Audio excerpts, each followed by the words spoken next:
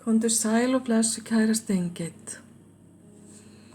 Nú ég að prófa hérna ný spil sem eru talnaspekispil og ég ekki talnaspekingur, tek það fram en mér langar að athuga hvaða skilaboð þið fáið hérna frá þessum spilum sem eru mjög falleg og svolítið sérstök. Þið kæru Steingeitur, þið fáið hérna spil númer 4 og spilið heitir Réttlæti eða Justice og þarna eru fiskar, ef mér skjátlast ekki, syndandi og við skulum bara demba okkur í leiðbeiningarna með þessu spili og sjá hvað skilaboð þið fáið varðandi verkefni eða kringumstæður sem að þið eruð að fást við þessa dagana. Ferhyrningur táknar réttlæti, stendur hér, jafnvægi og réttlæti. Og þetta spil að segja það að til þess að draumar verði að veruleika þurfa þeir að hafa ákveðið form eða ákveðið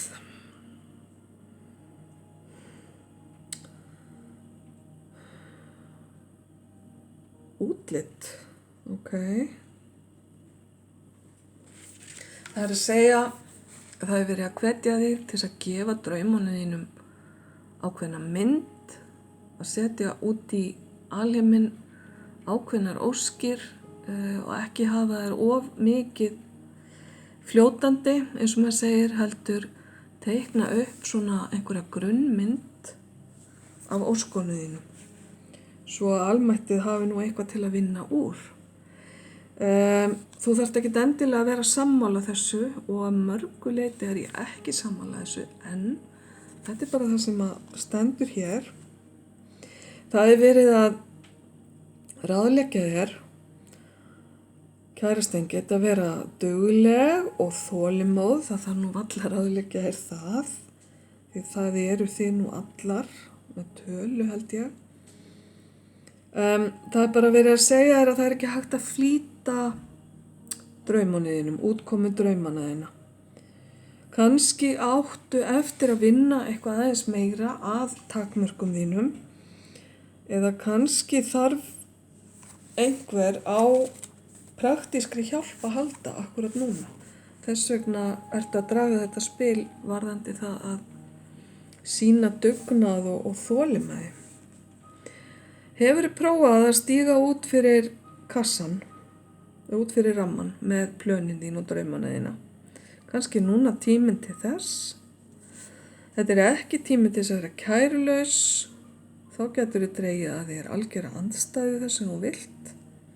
Hugsaðu þig vel og farðu á systematískan hátt í gegnum ferlið sem að þarf til að láta útkomuna verða eins og þú vilt.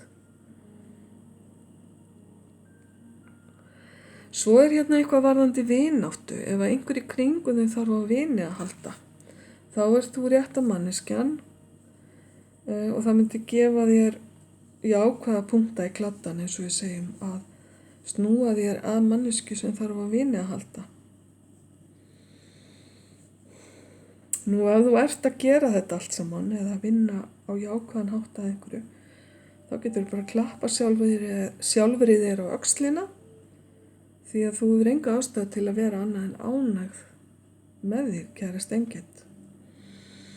Þetta númer ber í sér litina grænan og bláan. Þú getur prófað að vera að klæða þig í græn eða blá föt.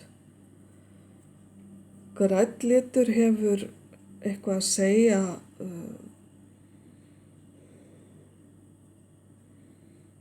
grænn tjáir sig í gegnum rökhyggju, en blár litur tjáir sig í gegnum andlega ljósið þitt, ok? Hvaða skilning sem þú leggur í það? Það er að segja með því að vera í bláu þá sækist þú eftir eða reynir þú að tjá þetta andlega ljós sem við öll erum og með því að vera í grænu ert að reyna að tjá hugræna rökvísa hæfileika þína. Ok, svolítið spes en þetta svolítið bara lýsandi spil fyrir þig, kærast engill, myndi ég segja. Réttlæti. Þú ert nefnilega sívinnandi og þú ert alltaf að byggja upp. Og ert alltaf með hugmyndir sem þú vilt hafa áþreifanlegar og svolítið kassalaga að mörgu leyti. En kannski þarf þetta eitthvað pínu að fara út fyrir kassan akkurat núna. Ok, þetta voru bara skilaboðin í þínu spili í þetta sinn og við skulum bara láta þetta gott heiti í bili. Gangið sem allra best, ljós og kærleikur.